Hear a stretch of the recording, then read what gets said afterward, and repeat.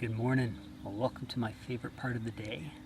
It's sunrise. And I know some of you might think I'm crazy, especially for a Monday morning, but I think it goes back to when I was a kid. I had terrible asthma, and it was bad asthma. I was hospitalized several times, and as I got closer to the evening, I would get more worried, more anxious, and the breathing would become worse. And once it got dark, oh man, I was really stressing out, and it would be a very difficult night. And sure enough, when the sun started to come up in the morning, it was like, wow, I made it. I made it to the morning, and sure enough, as the sun got brighter, everything got better, and it seemed like, it was going to work out, and I would be better later on in life. My father would always go back to the saying that, hey, just keep breathing, the sun will come up tomorrow. I always thought that was kind of funny, being asthmatic and not knowing if I'd be able to breathe, but the sun came up, and he was right. No matter how difficult or how terrible the circumstances were, the sun came up. And I was like, okay, God, all right, things are going to work out. And it made me think of a homily that Father Ed did, where he mentioned Paul, and that Paul was imprisoned. It actually comes from Acts chapter 16, so I want to read this to you.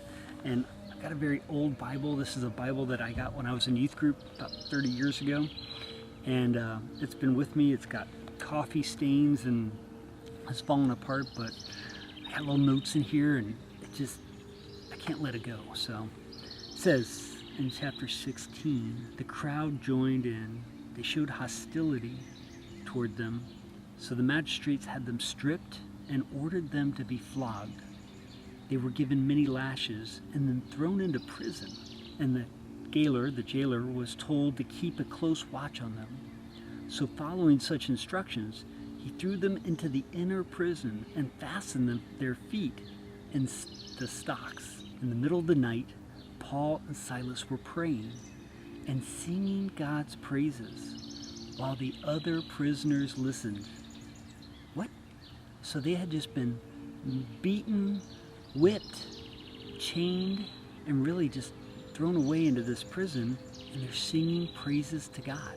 That's amazing. In fact, Paul says later in Philippians, which is an awesome book if you've never read it, I highly encourage you to read Philippians. And it says, always be joyful. This is chapter 4, verse 4 and 5. Always be joyful then in the Lord. I repeat, be joyful. Let your good sense be obvious to everybody. The Lord is near.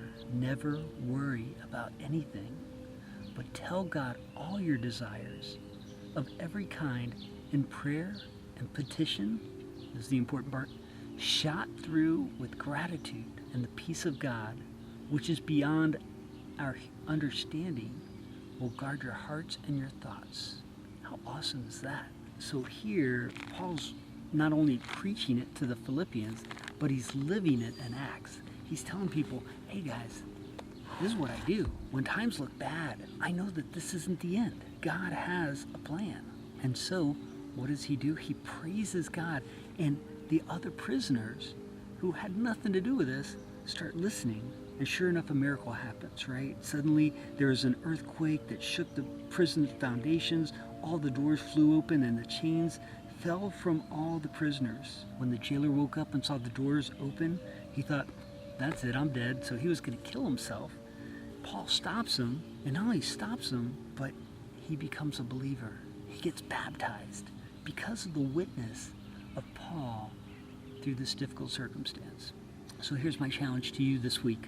Yes, many of us are through unbelievable difficult times. We've lost our jobs. Some of us have had all our worth in the stock market, and it's gone. Some are sick. Some are sick and can't go to the doctors, or don't want to go to the doctors because they're afraid that they're going to get sicker from the coronavirus. Yes, we're all in difficult circumstances. We're all chained at this point. But it's up to you. Do you want to just wallow in that, or can we praise God in it? I think that's why Jesus gave us the Our Father in the first part of it. He says, hallowed be thy name. Holy are you, Lord. Like, yeah, pray. Bring that petition to God, but start with thanksgiving. So what are you going to bring to God today as your petition? But before you bring your petition, what can you thank God for? What can you say, Lord, I'm thankful for my wife, my children. I'm thankful for being able to take a breath today.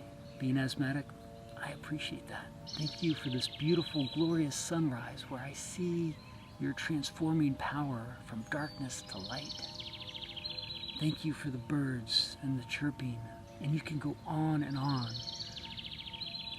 My challenge to you is to do it. And I bet if you truly give thanks to God, no matter how bad the circumstance, that peace that Paul talks about that's beyond all human understanding, beyond your heart and your mind. God bless you. Have a great week.